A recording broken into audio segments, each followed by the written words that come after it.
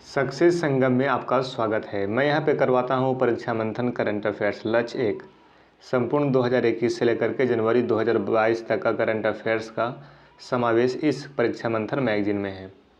ये video number 14 है। इसके पहले 13 वीडियो हो चुके हैं। यदि आप उन सारे वीडियो को नहीं देखें तो जा करके आप प्ले लिस्ट में आप देख सकते हैं। चलिए स्टार्ट करते हैं। टॉपिक है 8वां वैश्विक नाइट्रोजन सम्मेलन। 8वें अंतर्राष्ट्रीय नाइट्रोजन पहल सम्मेलन का आयोजन 3 से 7 मई 2020 को जर्मनी के बर्लिन में किया जाना निर्धारित था, किंतु महामारी के कारण इसे पिछले साल रद्द कर दिया गया और हाल ही में इसे आभासी प्रारूप में आयोजित किया गया था। वर्चुअल तरीके से इसे आयोजित किया गया था, 2020 में होने वाली थी, लेकिन ये महामारी के कारण इसे रद्द कर दिया गया था। 8वां वैश्विक नाइट्रोजन सम्मेलन, आगे देखिए। अंतर्राष्ट्रीय नाइट्रोजन पहल सम्मेलन, इस पहल की स्थापना पर्यावरण समस्याओं पर वैज्ञानिक समिति और अंतर्राष्ट्रीय भूमंडल जैव मंडल कार्यक्रम की प्रयोजकता में वर्ष 2003 में की गई थी। अंतर्राष्ट्रीय नाइट्रोजन पहल की शुरुआत कब की गई थी? 2003 में। 47वां G7 शिखर सम्मेलन, 47वें G7 शिखर सम्मेलन का आयोजन यूनाइटेड किंगडम के कार्बिस बे कॉर्नवाल में 11 से 13 जून 2021 के बीच किया गया। G7 की अध्यक्षता कर रहे ब्रिटेन ने भारत, ऑस्ट्रेलिया, दक्षिण कोरिया और दक्षिण अफ्रीका को अतिथि देश के तौर पर आमंत्रित किया था। G7 का 47वां शिखर सम्मेलन हुआ और इसकी अध्यक्षता किसने किया? ब्रिटेन ने किया, ये ध्यान रखिए। और भारत, ऑस्ट्रेलिया, दक्षिण कोरिया, दक्षिण अफ्रीका को अतिथि देश के तौर पर आमंत्रित किया गया था। इससे पहले 7 देशों के G7 समूह के वित्त मंत्रियों ने वैश्विक न्यूनतम कॉर्पोरेट कर दर की स्थापना करते हुए एक ऐतिहासिक समझौते को अंतिम रूप दिया था। इसकी जो थीम थी बिल्ड बैक बेटर, G7 का जो 47वां सम्मेलन है, इसकी थीम बिल्ड बैक बेटर है और इसकी अध्यक्षता किसने की थी? ब्रिटेन ने। इस सम्मेलन में चीन की one belt one road initiative को काउंटर करने के लिए build back better world plan प्रस्तुत किया गया है।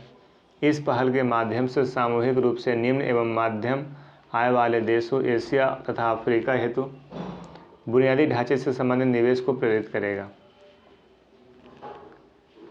अगला है G20 स्वास्थ्य शिखर सम्मेलन, G20 हेल्थ समिट। मई 2021 में G20 स्वास्थ्य शिखर सम्मेलन की सह मेजबानी यूरोपीय आयोग और इटली द्वारा की गई है। किसके द्वारा की गई? इटली के द्वारा और यूरोपीय आयोग के द्वारा की गई इसकी मेजबानी। G20 स्वास्थ्य शिखर सम्मेलन, याद रखिए। इस सम्मेलन के बारे में जान लीजिए। इसका आयोजन इटली ने यूरोपीय आयोग के साथ साझेदारी में G20 के अध्यक्ष के रूप में अपनी भूमिका में किया था।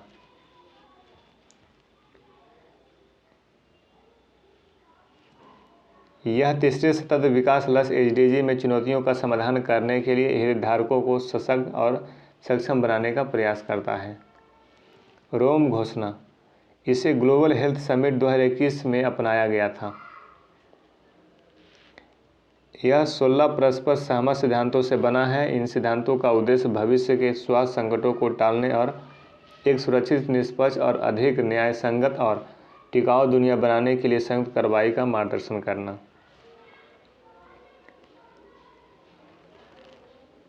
आगे देखिए, P4G शिखर सम्मेलन। अगला है P4G शिखर सम्मेलन, समझिए। दक्षिण कोरिया ने P4G शिखर सम्मेलन की मेजबानी की है। P4G शिखर सम्मेलन की मेजबानी किसने की? तो दक्षिण कोरिया ने, जिसमें दुनिया भर के सरकार, व्यापार और सिविल सोसाइटी के नेताओं को जलवायु परिवर्तन से निपटने और सतत विकास प्राप्त करने के तरीकों का पता लगाने के लिए एक साथ लाया गया। यह 30 से 31 मई 2021 के बीच वर्चुअल माध्यम से आयोजित किया गया था। P4G शिखर सम्मेलन वर्चुअल माध्यम से आयोजित किया गया था। मुख्य बिंदु देखिए, यह कोरियाई सरकार द्वारा आयोजित पर्यावरण पर पहला बहुपक्षीय सम्मेलन है। P4G का अर्थ है हरित विकास और वैश्विक लक्ष्य। P4G का अर्थ क्या है? हरित विकास और वैश्विक लक्ष्य। 2030 के लिए भागीदारी, हरित विकास और वैश्विक लक्ष्य 2030 के लिए भागीदारी, इसका अर्थ मतलब P4G का अर्थ हुआ।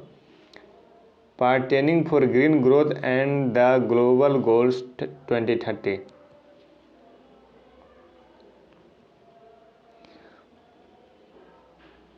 फोर जी कहने का था, P से हो गया पार्टेनिंग, 4G यानी कि G से एक ग्रीन हो गया, दूसरा ग्रोथ हो गया, तीसरा ग्लोबल हो गया और चौथा गोल्स हो गया। तो एक बार P के लिए सॉरी पार्टेनिंग के लिए P लिखा गया और G4G यानी कि 4 बार G है ना, इसलिए 4G लिख दिया गया है। तो partitioning for green growth and the global goals 2030 P4G। इसकी अध्यक्षता किसने की थी, मेजबानी किसने की थी? दक्षिण कोरिया ने। जलवायु परिवर्तन से निपटने के लिए, सतत विकास प्राप्त करने के लिए। आगे देखें, इसमें कोरिया, डेनमार्क, दक्षिण अफ्रीका, इंडोनेशिया और मेक्सिको सहित 12 देश शामिल हैं। P4G में टोटल कितने देश शामिल थे? 12। इस शिखर सम्मेलन का विषय कार्बन तटस्थता की ओर समावेशी हरित पुनर्प्राप्ति, inclusive green recovery towards carbon neutrality था। तो इसका विषय ध्यान में रखिए P4G का, कार्बन तटस्थता की ओर समावेशी हरित पुनर्प्राप्ति, ये इसका क्या है? विषय था। अगला टॉपिक है हरित हाइड्रोजन पहल पर शिखर सम्मेलन, ग्रीन हाइड्रोजन इनिशिएटिव्स। 22-23 जून 2021 के बीच भारत ने वीडियो कॉन्फ्रेंस के माध्यम से ब्रिक्स देशों के साथ मिलकर हरित हाइड्रोजन पहल पर 2 दिवसीय शिखर सम्मेलन की मेजबानी की है। हरित हाइड्रोजन पहल शिखर सम्मेलन की मेजबानी किसने किया? भारत ने किया। इसके साथ कितने देश मिले हुए थे? तो ब्रिक्स के देश मिले हुए थे। ठीक है, साथ में कौन थे? ब्रिक्स। और कितना दिन चला था ये शिखर सम्मेलन? 2 दिवसीय। क्या नाम है? हरित हाइड्रोजन पहल शिखर सम्मेलन। मुख्य बिंदु देखिए, यह कार्यक्रम ग्रीन हाइड्रोजन पहलों और विचारों को साझा करने के लिए एक मंच प्रदान करता है। इस ऑनलाइन कार्यक्रम में ब्राज़ील, रूस, भारत, चीन, दक्षिण अफ्रीका, ब्रिक्स देशों के अग्रणी विशेषज्ञों ने भाग लिया। उन्होंने ग्रीन हाइड्रोजन के क्षेत्र में उनके देशों में हो रहे नवीनतम घटनाक्रम पर अपने अंतर्दृष्टि और प्रोफेशनल विचार साझा किए। भारत फिनलैंड वर्चुअल सम्मेलन मार्च 2021।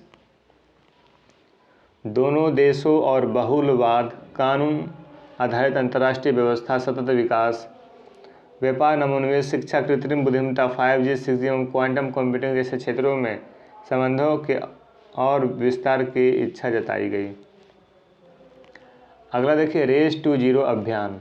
टॉपिक है रेस टू जीरो अभियान। रेस टू जीरो अभियान ग्लासगो शिखर सम्मेलन में लगभग 120 देश में ग्रीन हाउस गैस उत्सर्जन में कटौती के नियमों, जलवायु घटनाओं के अनुकूल तंत्र और नुकसान क्षति के लिए राष्ट्रों के मुआवजों पर आम सहमति व्यक्त की थी। रेस टू जीरो इसे हासिल करने में अहम भूमिका निभाएगा। इस अभियान का उद्देश्य क्लाइमेट एम्बिशन अलायंस CAA के माध्यम से की गई प्रतिबद्धताओं को संहिताबद्ध करना है, जो मैड्रिड में पिछले साल COP25 से पहले लॉन्च किया गया था। यह देशों, कंपनियों और अन्य संस्थाओं को संरक्षित शुद्ध शून्य ग्रीनहाउस गैस उत्सर्जन प्रतिज्ञाओं को प्राप्त करने के लिए प्रोत्साहित करता है। संयुक्त राष्ट्र समर्थित रेस टू जीरो अभियान में गैर राज्य अभिनेताओं, कंपनियां, शहर क्षेत्र, वित्तीय और शैक्षणिक संस्थान को शामिल किया गया। इसके अंतर्गत वर्ष 2030 तक वैश्विक उत्सर्जन को आधा करने और एक स्वस्थ, निष्पक्ष जीरो कार्बन विश्व प्रदान करने के लिए कठोर और तत्काल कार्रवाई करने की आवश्यकता है। अगला टॉपिक है अफगानिस्तान पर दिल्ली की घोषणा। नवंबर 2021 में अफगानिस्तान पर दिल्ली की क्षेत्रीय सुरक्षा वार्ता का आयोजन किया गया है। इस बैठक में क्षेत्रीय देशों, राष्ट्रीय सुरक्षा सलाहकारों ने हिस्सा लिया है तथा इसकी अध्यक्षता भारतीय सुरक्षा सलाहकार NSA के द्वारा की गई है। बैठक में अफगान लोगों को तत्काल मानवीय सहायता का आह्वान किया गया और अफगान परिदृश्य पर क्षेत्रीय देशों के मध्य घनिष्ठ सहयोग एवं परामर्श का आग्रह किया गया। यह क्षेत्रीय सुरक्षा वार्ता की तीसरी बैठक है। इससे पहले की 2 बैठकें वर्ष 2018-19 में ईरान में संपन्न हुई। आमंत्रित प्रतिभागी अफगानिस्तान के पड़ोसी देश जैसे Pakistan, Iran, Tajikistan, Uzbekistan, Turkmenistan, रूस तथा चीन सहित अन्य प्रमुख प्रतिभागी देश हैं। आवश्यकता: अफगानिस्तान से अमेरिकी सेना की वापसी और तालिबान द्वारा कब्जा करने के बाद भारत इस क्षेत्र में सुरक्षा को लेकर चिंतित है। अफगानिस्तान के क्षेत्र से आतंकवाद फैलने की आशंका बनी हुई है। दिल्ली घोषणा की विशेषताएं: सुरक्षित और स्थिर अफगानिस्तान संप्रभुता, एकता और क्षेत्रीय अखंडता के सम्मान और आंतरिक मामलों में हस्तक्षेप पर जोर देते हुए अफगानिस्तान में शांति, सुरक्षा व स्थिरता हेतु समर्थन को दोहराया गया है। ये दिल्ली घोषणा की विशेषता। आतंकवाद की निंदा करना, आतंकवाद के सभी रूपों और अभिव्यक्तियों से निपटने के लिए प्रतिबद्धता की बात की गई है। दिल्ली घोषणा की विशेषताओं में समझते जाइए। क्षेत्रीय सदस्यों से यह सुनिश्चित करने का आग्रह किया गया है कि अफगानिस्तान कभी भी वैश्विक आतंकवाद के लिए सुरक्षित स्थान नहीं बनेगा। मौलिक अधिकारों को सुनिश्चित करना: इस बात को सुनिश्चित करना होगा कि महिलाओं, बच्चों, अल्पसंख्यक समुदाय के मौलिक अधिकारों का उल्लंघन न हो। दिल्ली घोषणा की विशेषता। अफगान समाज के सभी वर्गों को भेदभाव रहित सहायता प्रदान की जानी चाहिए। सामूहिक सहयोग: क्षेत्र के कट्टरपंथ, उग्रवाद, अलगाववाद और मादक पदार्थों की तस्करी के खतरे के खिलाफ सामूहिक सहयोग का आह्वान किया गया। आगे देखिए, दिल्ली घोषणा की विशेषता में ये सारे पॉइंट हम लोग पढ़ रहे हैं। संयुक्त राष्ट्र की केंद्रीय भूमिका: अफगानिस्तान पर संयुक्त राष्ट्र के प्रासंगिक प्रस्तावों को दोहराते हुए कहा गया कि देश में संयुक्त राष्ट्र UN की निरंतर उपस्थिति को सुनिश्चित किया जाना चाहिए।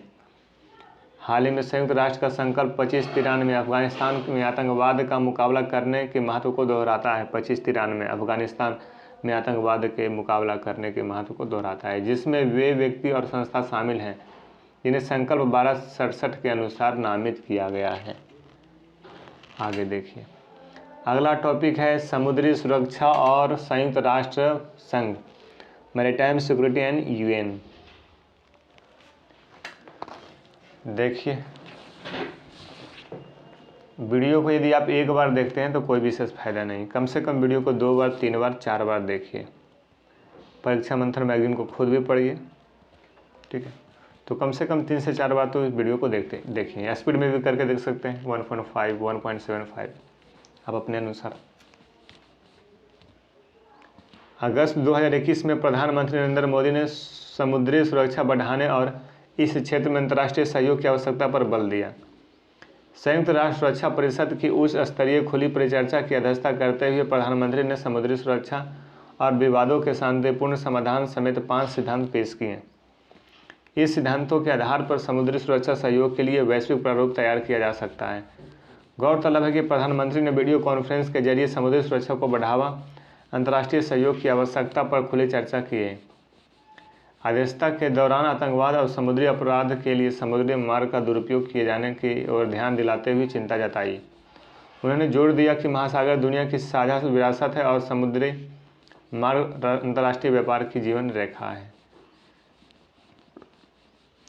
समुद्री सुरक्षा और संयुक्त राष्ट्र संघ यानी कि मैरीटाइम सिक्योरिटी यानी UN के 5 सिद्धांत को जान लीजिए आप। वैध समुद्री व्यापार के लिए बाधाओं को दूर करना, समुद्री विवादों का निपटारा अंतर्राष्ट्रीय कानून के आधार पर हो, प्राकृतिक आपदाओं व आतंकियों द्वारा उत्पन्न खतरों का मुकाबला वैश्विक समुदाय मिलकर करे, समुद्री पर्यावरण एवं संसाधन का संरक्षण किया जाए, समुद्री संपर्क को और प्रोत्साहित किया जाए। तो ये 5 सिद्धांत है, ये थोड़ा ध्यान में रखिए। ये केवल आप प्रीलिम्स के लिए नहीं पढ़ रहे हैं, ये मेंस के में भी आपका काम आएगा।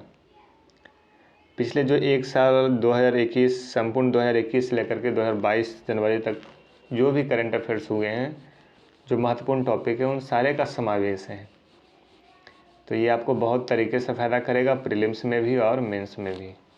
समझदारी को भी बढ़ाएगा, नॉलेज को हमेशा बढ़ाते रहेगा। वीडियो को 3 बार 4 बार जरूर देखें। आगे देखिए, अमेरिका का अन्य देशों से सैन्य हस्तक्षेप से किनारा। अफगानिस्तान से सैन्य वापसी समेत कई अन्य घटना इस कर्म की ओर इशारा कर रहे हैं कि अमेरिका अब पुलिसमैन की भूमिका से पल्ला झाड़ना चाहता है। बाइडेन के हालिया बयान के आधार पर विश्लेषक दावा कर रहे हैं कि अमेरिका अब विभिन्न देशों में सैन्य हस्तक्षेप की नीति से किनारा करना चाहते हैं। बाइडेन ने कहा था कि अनवरत चलने वाले युद्ध को खत्म करने का समय आ गया है। इस परिवर्तन का संकेत देने वाले 4 प्रमुख आधार इस प्रकार हैं।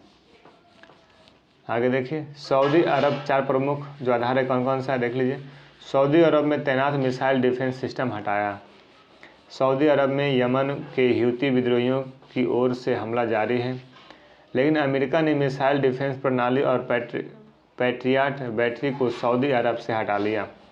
सऊदी अरब के मित्र राष्ट्र होने के बावजूद यह फैसला लिया गया कि राइस यूनिवर्सिटी के शोधकर्ताओं क्रिश्चियन उलरिचेसन के अनुसार ओबामा, ट्रंप और अब बाइडेन प्रशासन ने सऊदी अरब से पीछा छुड़वाने के फैसले लिए हैं। इससे पहले रियाद से 150 किलोमीटर दूर स्थित प्रिंस सुल्तान एयरबेस पर वर्ष 2019 में ड्रोन हमले के बाद से अमेरिकी सैनिक तैनात रहते थे। ठीक है, आगे देखिए दूसरा क्या है। अफगानिस्तान में चली 20 साल की लड़ाई के बाद सैनिक की वापसी। तालिबान से समझौते के बाद अमेरिका ने अफगानिस्तान से वापसी कर ली है, सेना की वापसी कर ली है। अमेरिका की इस फैसले की खुद उसके देशों में तीखी आलोचना की गई है।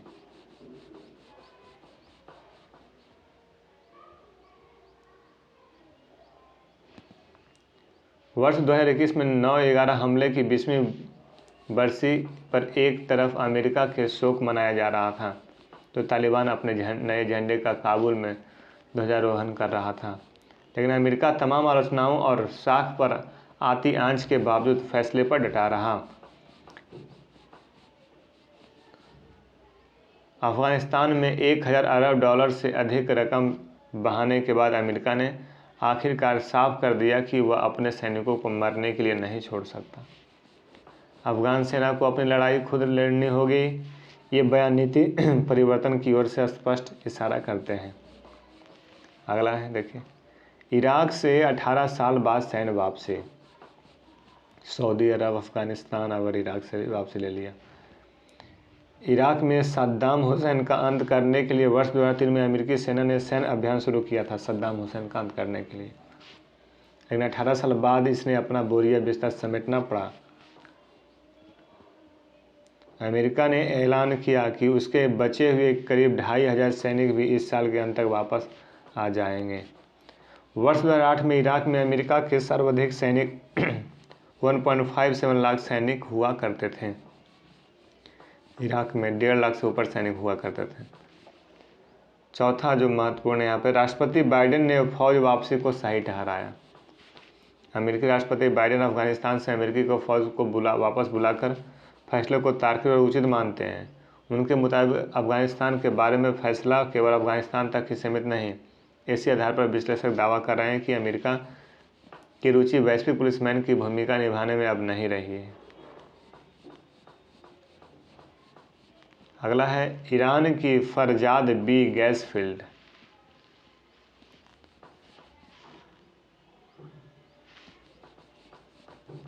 देख लीजिए, मई 2021 में भारत के विदेशी मंत्रालय ने आधिकारिक तौर पर स्वीकार किया कि ईरान की फरजाद बी गैस फील्ड से भारत बाहर हो गया है।